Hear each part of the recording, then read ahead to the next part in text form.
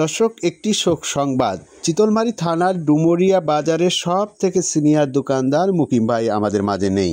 ডুমুরিয়া বাজারে জন্ম লগ্ন থেকে তিনি দোকানদারি করে আসছিলেন। একজন ভালো মানুষ ছিলেন তিনি একজন সৎ আলাপি ছিলেন। সবাইকে ছেড়ে চলে গেলেন আজই রাত আনুমানিক ৮টার সময়। স্বাধীন অবস্থায় ইন্তেকাল করিয়াছেন। ইন্না লিল্লাহি ওয়া ইন্না ইলাইহি রাজিউন।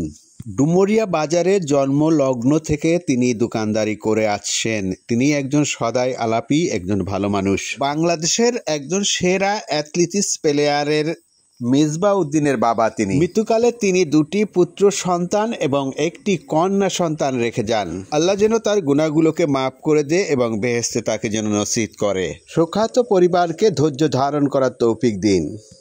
আজকে আমরা কথা বলবো মিসবাহ উদ্দিনের বাবা এবং মার সাথে।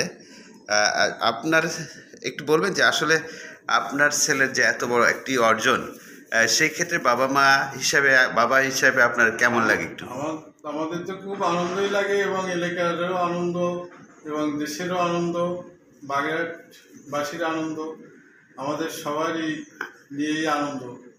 আমরা তো একাই না, আমাদের এলাকার সবাই মিলেই আনন্দ উপভোগ করি, এইটুকুই আমাদের আনন্দ।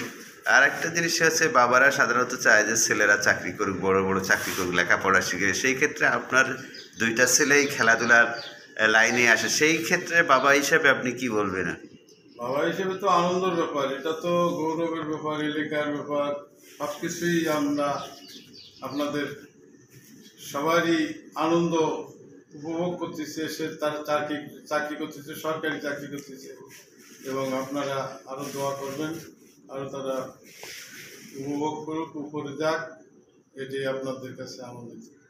এবার আমরা মিসবাহ উদ্দিনের আম্মার কাছে যাব, যে যিনি ঢাকাতে গিয়েছেন, মিসবাহকে নিয়ে অনেক কষ্ট করেছেন। সেই ক্ষেত্রে আপনার ছেলের যে এত বড় অর্জন, আপনি তো ঢাকাতে নিজে থেকে দেখছেন যে কত বড় অর্জন।